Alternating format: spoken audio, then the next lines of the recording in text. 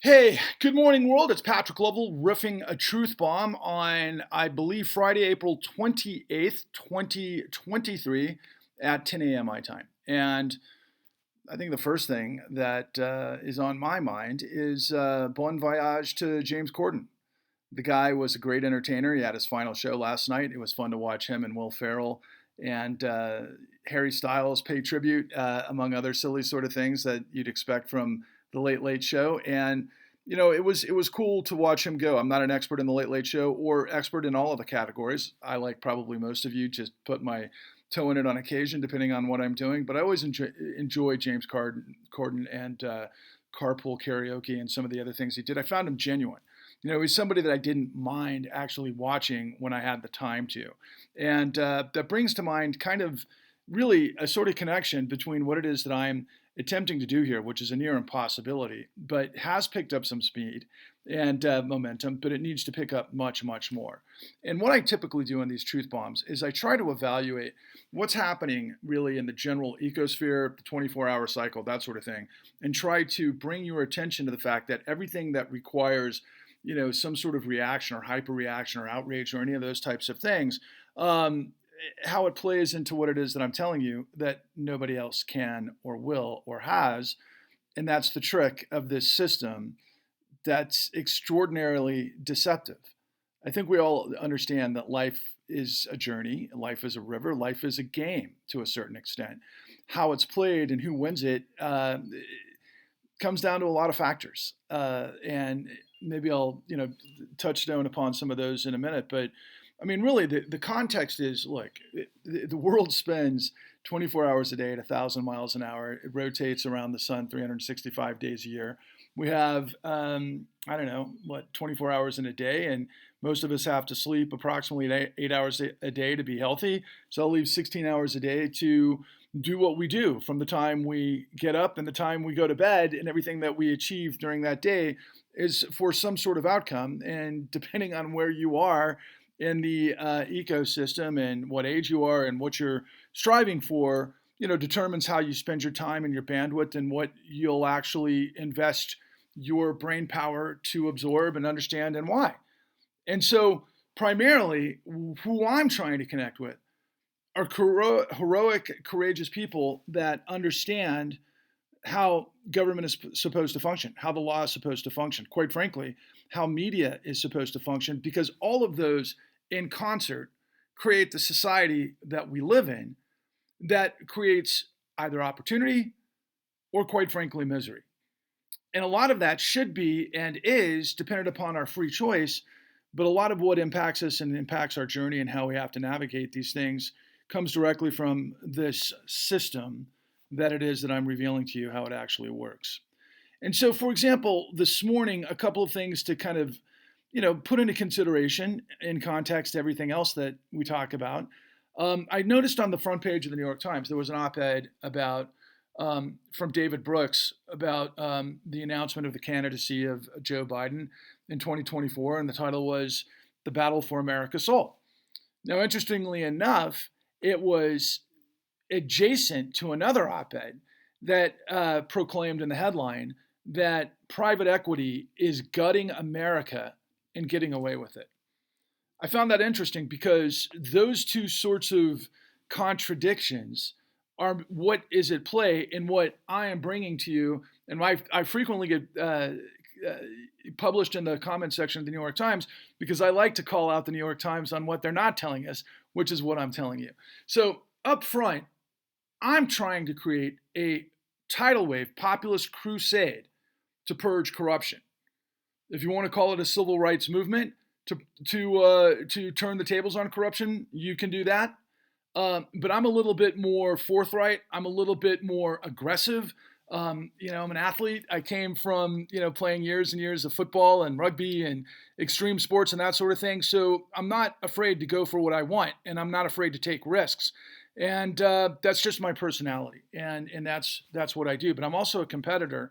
But because of that sort of background and so many other things that are confluences of who I am, like we all are, family influences, our experience, what we have to do on a daily basis, and that sort of thing, what I believe above everything else is the sanctity and the integrity of a system of for and by the people based on separation of powers, where the integrity of law is paramount. And unfortunately, that's not the world we live in. I frequently say this, and if you're new to this, it's probably going to sound like your head's going to pinball a little bit. But this is truly the system we live in. We frequently hear in media that especially during the 2020 election when it was between Trump and Biden, was that it was a fight for democracy. Democracy has been dead for a long time. We live in a corporate fascist state undergirded by a criminal syndicate that uses socialism for mob rule, a criminal syndicate that then is now fueling fascism. And said another way, it's to create a culture war. It's to create a cultural divide to be able to have everybody really primarily fighting each other on issues that are extremely important, from identity to abortion to some sort of civil rights, that sort of thing. The age-old sort of battle for America's soul, right, between the thing that's been going on from the very beginning, which was plantation, slave owners, new aristocracy, the Confederacy versus liberty and justice for all, quite frankly. And as our country has evolved, and as I've riffed on before, there was always a movement of abolitionists and those that were dedicated to the sanctity of dignity, of which probably the most important in terms of the way the nation could have gone, of course, would have been the time period of Abraham Lincoln, when he addressed at Gettysburg after that monumental battle of the Civil War, that a nation of, by, and for the people shall not perish from this earth. That's who I am. I would have been on the side of the patriots against the English Empire for the founding of the United States. I would have been an abolitionist that would have been part of the Union, that would have been like General Grant and destroyed Lee in the South. And it was a rough battle. It was insanely rough. I mean, I can't even imagine the sort of suffering that took place at that time. And then, of course, I would have been a GI, on the battlefields. I'd like to think I would have been, in the fields of Normandy, or the cliffs of Normandy potentially, and everything else that came with it. Whatever. I mean, maybe I'm kind of glorifying it a little bit, but I would have been absolutely against fascism. Again, I believe in competing, and I believe that we have to have a system of fairness. But I've been on this incredibly grueling and perplexing and infuriating and insufferable journey in so many ways, and I've learned so much over the course of the last 13 years that I had to rewire my brain to understand the reality of our times. And what I am bringing to you that nobody else will is the revelation that Federal Reserve Act 13.3 was used illegally to backdoor to a corrupt and bankrupted financial system that brought the world to its knees in 2008 based on fraud, which of course the entire universe of this criminality is on display in our work, and it's brilliant, but it didn't land. You can find it at www.thecon.tv. You can watch it on Apple TV, the platform, and Amazon and Microsoft, and of course all of the big, those three particularly, and I think we're on another one as well, which I can't think of at the moment. But and I know that we've been seen by millions of people or views. I don't know exactly how many, but the calamity of the system that took place with the meltdown and the avalanche and the global, sort of wipeout in 2008, literally in the United States, took out at least 50 million Americans by 2008, 9, 10 through 14. Let's put it that time period, right? And then ultimately tens of millions more around the world. It connected people who had borrowed to get into homes or refinanced to facilitate the lack of income, through increased inflation and cost of goods and that sort of thing at that time period, with the value of home ownership. And Wall Street was nuking what we call mortgage-backed securities on the world in a variety of derivatives that was basically interplay with a $70 trillion global market that ultimately, when it wiped out, there was $600 to $800 trillion of derivatives in notional value in 2008-9. And when the whole world blew up, the system had to kind of circle the wagons to save itself. But what it did was it did so illegally, because the Federal Reserve A lot of people have, and it's confusing. A lot of people want to argue that it's a creature of Congress and accountable to Congress, which it presumably is, but it's also in the private ownership hands of the top banks that feed into it. And there's methodologies about the way insurance works with the way that banks operate and function with the central bank of the United States, which has basically become the most important central bank in the world, primarily because our currency is the global reserve currency. And as such, the system was going to, lead to the second Great Depression, maybe even a worse calamity.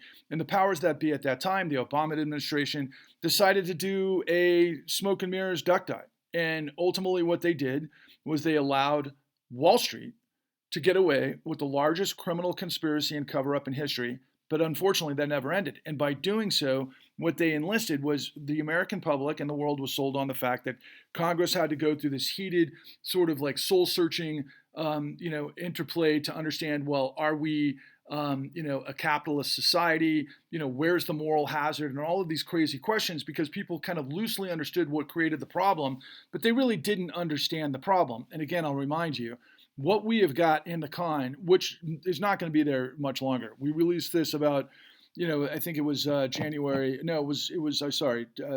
of 2020. And then we got popped by the insurrection of, January 6, 2021. And then things went cataswampus and we could never land on Netflix or HBO, which would have made, the series seen and available to tens of millions of people. But as I've mentioned in many of my previous truth bombs, that the executives at places like those operations, they're smart people. They understand whether or not they got the word from a major, asset manager like BlackRock that rules the world because of what it is that I'm telling you. I don't know, and I don't have evidence that BlackRock told the gatekeepers at HBO, like Nancy Abraham and others, that, hey, we got a blacklist on this show, The Con, because we reveal everything. Because we literally have the top investigators and cops and regulators from the FBI, the DOJ, and the SEC, pardon me, and AGs around the country, and miraculously, through our doorway, through this unbelievably tragic story of 91-year-old Addie Polk, she was an expression of the Great Migration and the American dream for African Americans who wound up with home ownership, only to 4 decades later, after her husband had passed away and she's living on an income, she ends up having a sheriff come to her door to evict her because of a foreclosure. But as it turns out, she's a victim of all sorts of shit that was happening at that time period that millions still don't know. Shortcut term is called straw buying. She was set up. Her house was stolen. When the cops came to evict her, they were evicting a woman who owned her house, and they didn't know that, and so she didn't understand, and she couldn't get anybody to help her. So instead, she was forced to shoot herself and commit suicide.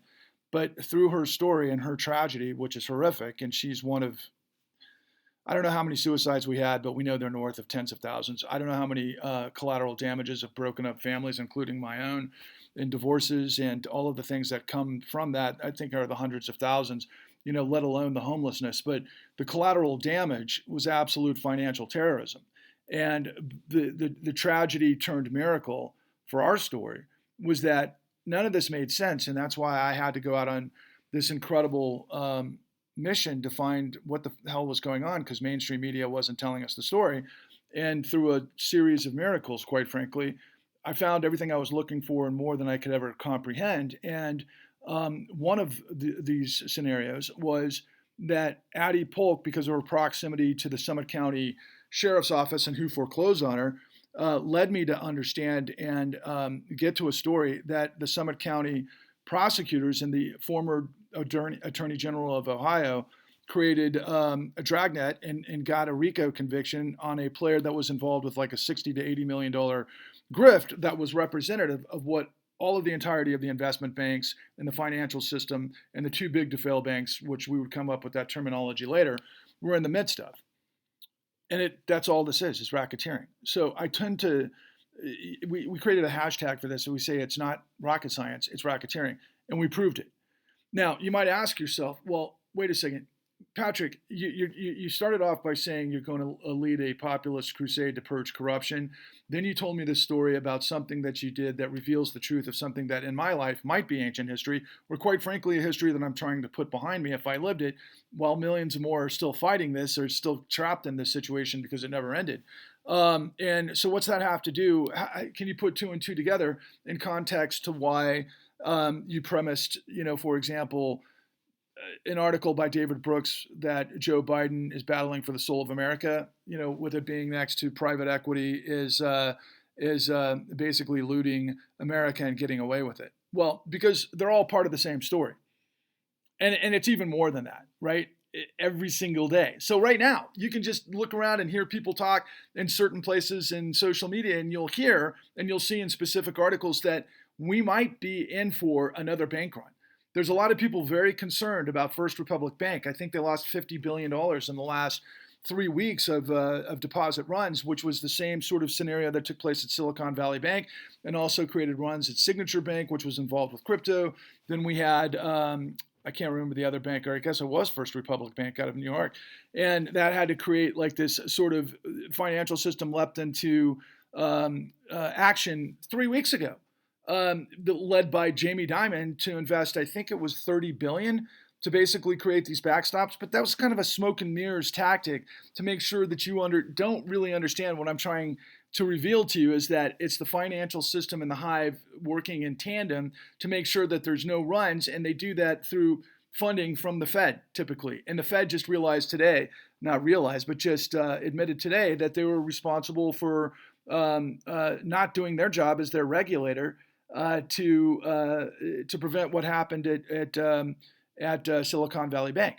Now, it's really interesting in terms of what I just told you because, quite frankly, the Federal Reserve was also managing and mandated to manage the everything housing scenario, which was the bubble, which was predicated on predation, which in our information, in more information that I have that you can find at the New Untouchables is part of the Real Progressives, and you can find that on Google, or just do a Google search or whatever. But that's even more information that we revealed, that we got the evidence that the Federal Reserve knew exactly what was going on that I revealed to you in the con, which was this massive criminal racketeering ring based on predation through what we call control fraud that ultimately set up tens of millions of people.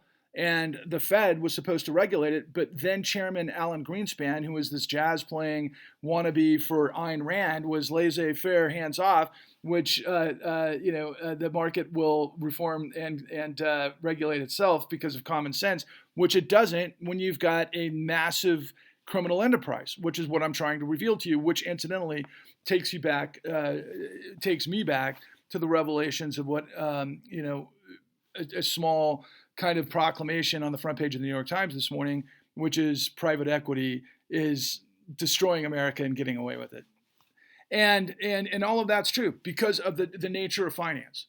So all of us, in this sort of interplay where the world spends 24 hours a day, 1,000 miles an hour around the sun, 365 days a year, and everybody's got a job and responsibilities or going to an education or trying to get somewhere, and everybody's got to function within the system. And most people who do work and who get into this scenario where you got to take out a mortgage for a house and lease cars and that sort of thing, and you're part of the debt trap, especially if you lose your job, but you've got to manage all of these things correctly. And if your income is concurrent with your consumption, everything's in balance and the system can work perfectly. But once you get out of balance and you get over your skis in debt, and then something happens to throw your job in disarray, and you're forced to take another job or two jobs, then you can't afford these high-priced mortgages and everything else, or inflation, and then your life is in disarray. And then if everything happens at the same time, we have calamity on our hands, which leads to like what happened in the 2008 Great Financial Crisis, a massive economic meltdown. And what we did in the aftermath of that meltdown, which I'm going back to again, the most important piece of the information, considering everything else that I've spent thousands of hours on Patrick Level Truth Bombs the Con on TikTok and also on YouTube, and then the aforementioned, that we lay out all of the evidence of criminality across the board and what it means, but still people don't understand this simple equation. In the aftermath of 2008, We simply turned on the booster jets of the Federal Reserve, and we created the $29 trillion emergency lending capacity of the lender of last resort, which is the full faith and credit of the United States, to make sure our financial system and the world global system didn't melt down completely. Okay, but that's where the mainstream stops and acknowledges, and then the reality begins. Because what they were backstopping, and it's a simple equation, all you have to understand is the statutes that enable lender of last resort capacity, that all of them were thrown out the window because all of the banks and the investment banks and the financial system, from the hedge funds and private equity and the rest, were basically, because of the nature of their business model. And for those of you who are football fans, and you can think of the draft, and congratulations to Chase Young and XYZ, in terms of, we know as fans of football, for example, how much goes into making a franchise successful. We understand the off season. We understand the regular season and what happens to make players healthy, have things come together, a great game plan, a great coaching staff, great sort of chemistry on the team, and all of the different ways the actual game is played to ultimately create a champion. Now, imagine in banking and finance, multiply that by 20 million. Okay, I mean, that's not a specific number, but the idea is the magnitude of the games that are played within finance between asset management, private equity, hedge funds, and a litany of too big to fail scenarios is incredible. But the bottom line is we all expect and think that we live in a capitalist structure. So yes, money makes money. That's financialization.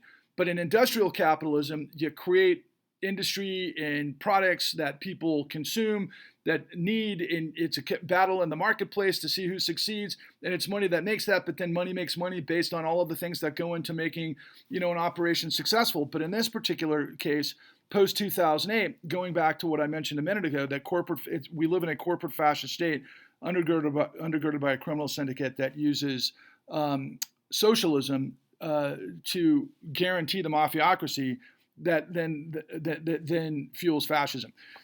It's a fucking rigged system.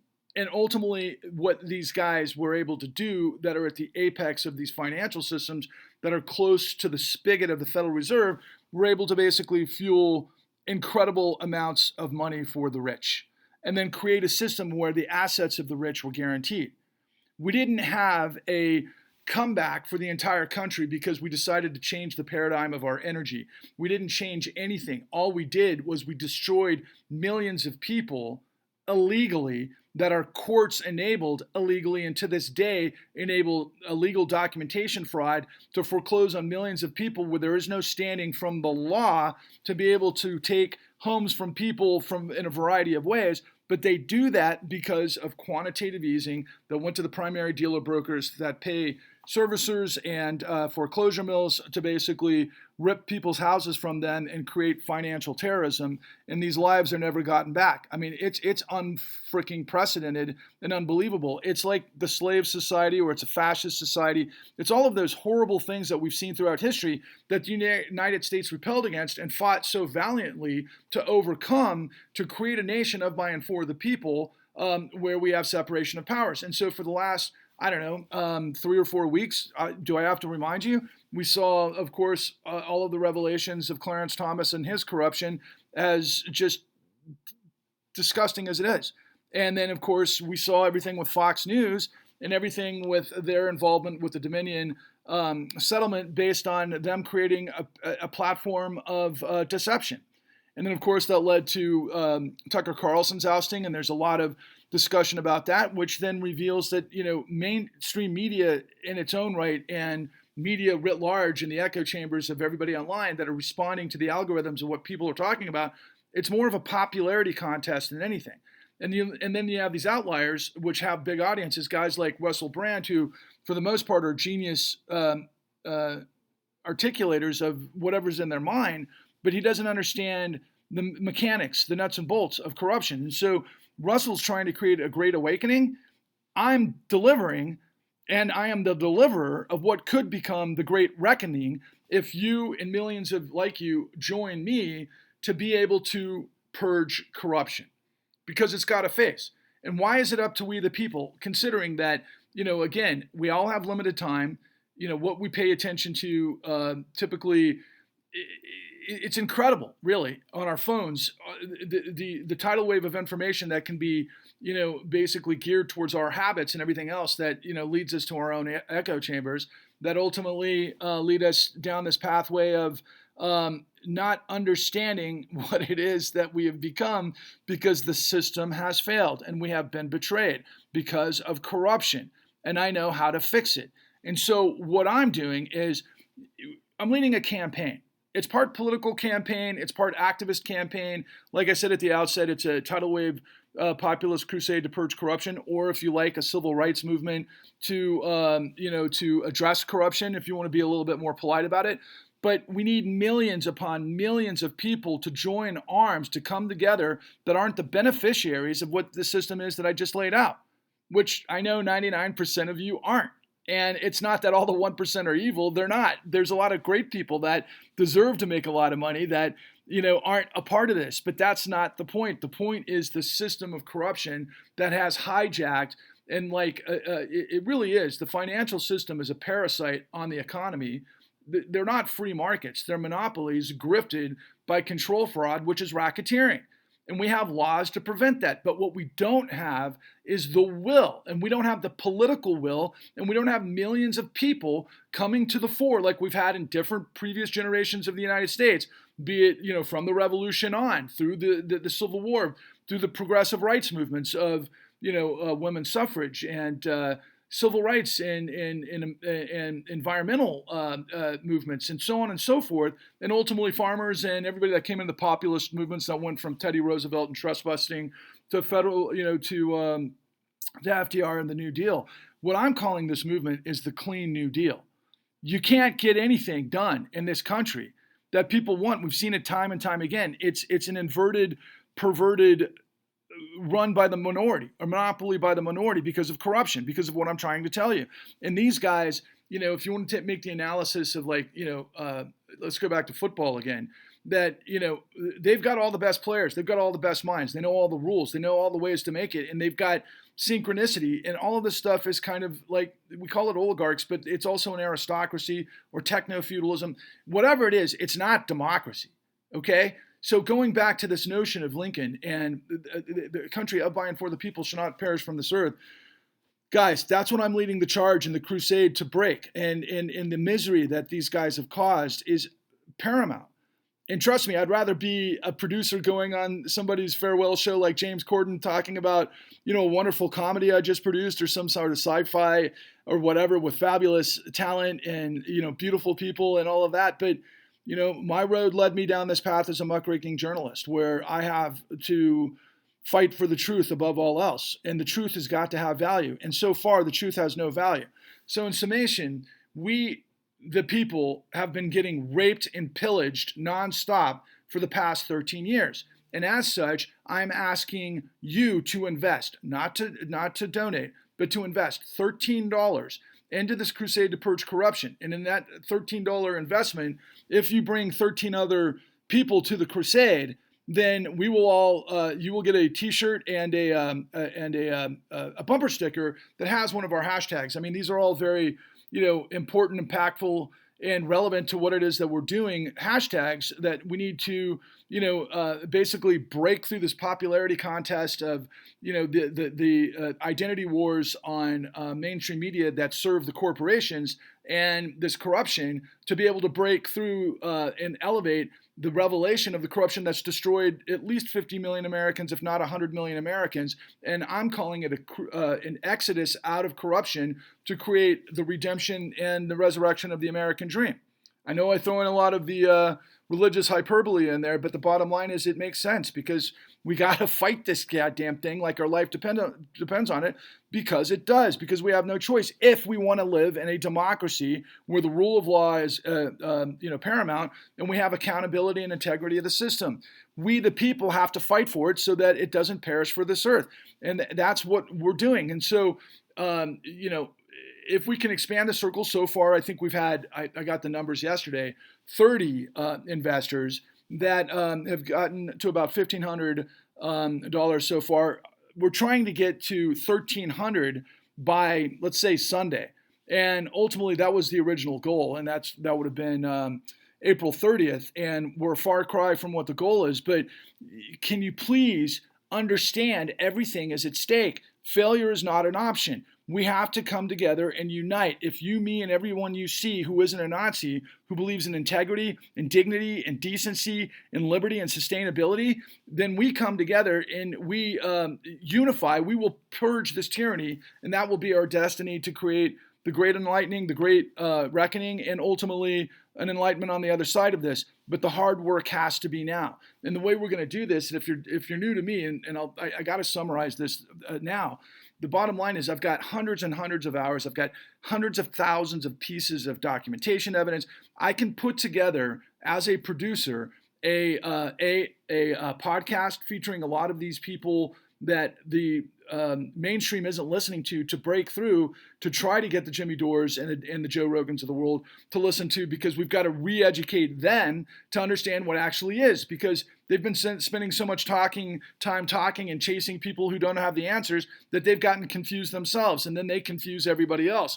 We have to freaking set the record straight, because a plane can't fly, a ship can't float, the lights in the city can't work, an elevator doesn't work if we don't have integrity of the system. We all know this, but what you don't understand is the setup failure of private equity and finance and all of these schemes that these demons and these vermins and these parasites of financialization have been able to accomplish at your expense. It's straight up theft based on racketeering. And we all know a crime and we see it. We all love crime shows. We all know that there's good guys and bad guys. Yeah, there are. And in the real world, it's even more sinister than you can possibly imagine. So if you lean in, you invest $13, you get 13 people, you're going to be one of the first 1,300 that saved history. But the ultimate goal is we got to get to 13 million. If we got to 13 million, we'd get $169 million in a war trust to create a new party, quite frankly, based on purging corruption, because you've got to create a full force strata of all the different pieces that can overwhelm the system with the people's critical mass to be able to bulldoze evil the way they've bulldozed us. It's like everything the last 13 years in reverse, quite frankly, okay? And then ultimately, I just want to put this in comparison. If you're thinking to yourself, this guy is nuts.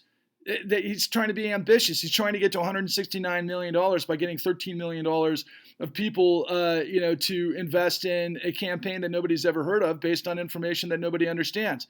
Okay, well, that's part of the process. That's why we call it the righteous grind, which incidentally is another hashtag that will be on the bumper sticker. But let's just put this in final summation in terms of context, right? So I was just looking at the numbers the other day on the operating revenue of the New York Times, the nation's paper of record, the nation's paper that spends a lot of time making sure we don't understand this business. And I'll give you a quick sidebar on that one.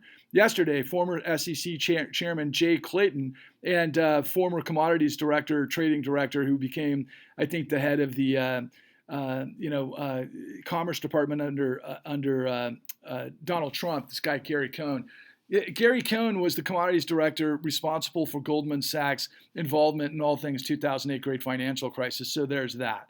Then Jay Clayton came out of the most important law firm that most of you don't understand their power, which is Sullivan and Cromwell. Sullivan and Cromwell represented a number of major financial players, including Goldman Sachs, of course. So there's that connection between Jay Clayton and Gary Cohn. And Jay Clayton also represented Deutsche Bank, and they were in massive trouble, but they were also the conduit to Donald Trump. So both of these guys are guys that, were part of the economic, President's Working Council during Trump, and they're the ones who ran the economy, and they're on the front page yesterday of the New York Times talking about how Europe is regulating Microsoft's bid to hijack or take over Activision, and why we can't allow that to happen. Meanwhile, these guys are responsible for everything I'm telling you, and they've got the credibility of being on the front page of the New York Times. Same goes for Jamie Dimon. Jamie Dimon, the CEO of Chase, who's involved with all sorts of insane stuff, including, many of you will recognize, Jeffrey Epstein. So there's so much more. But the bottom line is, if we can galvanize millions and millions of people.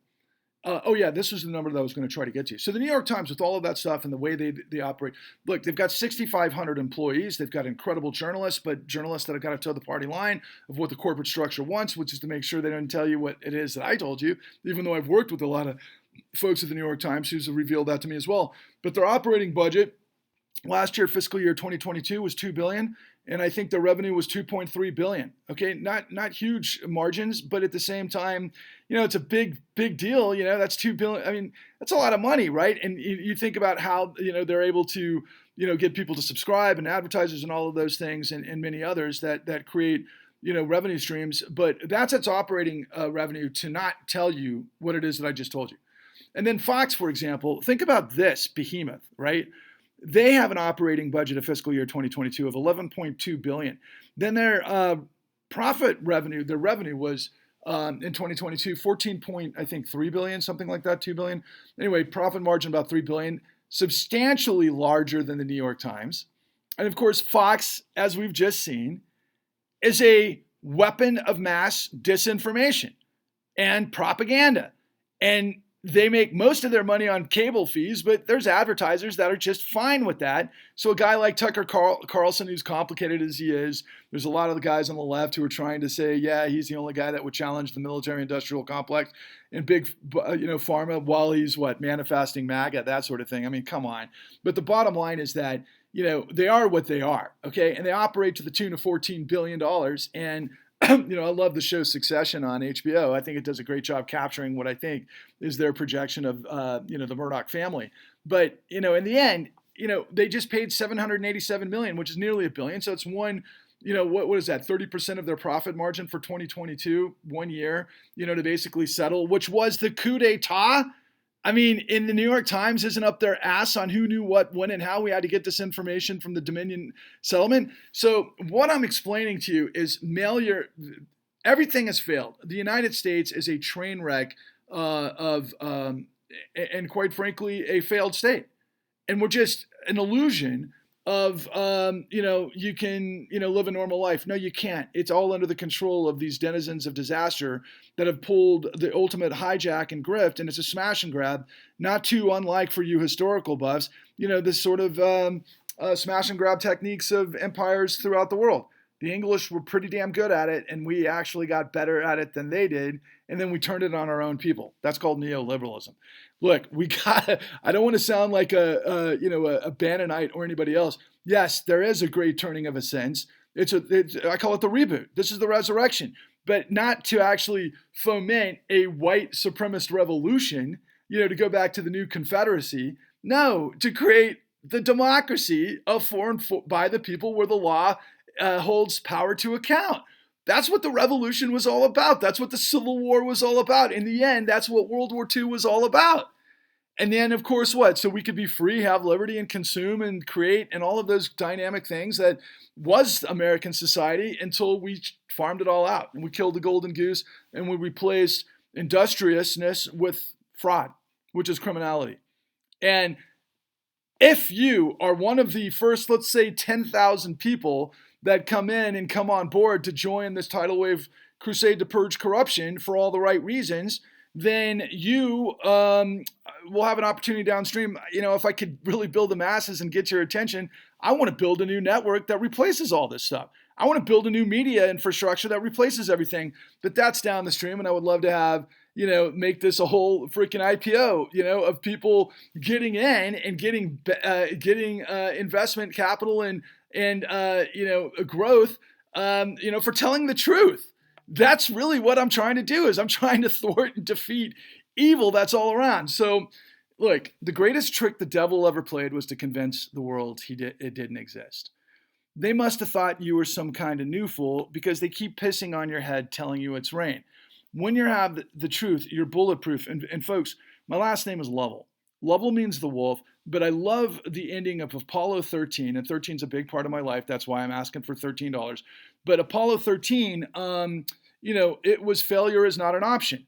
They had to reconfigure, elements of the capsule to be able to create, the 1 in a million chance of being able to get the right trajectory using half of what the capsule was designed to do. And they pulled it off because they were geniuses. We have to do that. That's the mindset of the people that I'm looking for to join this effort, and especially those of you who understand the corruption in your own lives that have been victimized by this, whether it's police brutality, whether it's Me Too, and all of these other types of things. like I said, if you, me, and everybody you see who isn't a Nazi that believes in dignity, sustainability, liberty, decency, dignity, then we have to defeat tyranny, and then we can create a new destiny. That's the story. I don't know if I kept your attention. I know it's a 1 in a million shot. I'll keep bringing it to the best of my ability. I'll pray for a miracle. I'll ask the universe to work with this, but good's got to triumph over evil. And one way or the other, this is the righteous grind, and this is the only way it's going to happen. Nobody else is going to do it. Nobody else has the information.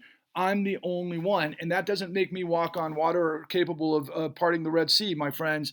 I'm just a guy that went and did the work and who's got the balls to tell you this. I've got the information that can take the whole system down. And when, this much is on the line, should I fold and just pack it away? Because if I pack it away and nobody tells you this information, it's dead to history. Honestly, it's dead to history. Nobody else is going to do it. And yet there were 50 million Americans that got devastated by this. Where are you? If you join us, we'll be victorious and we'll triumph over evil. Thank you. Onwards and upwards.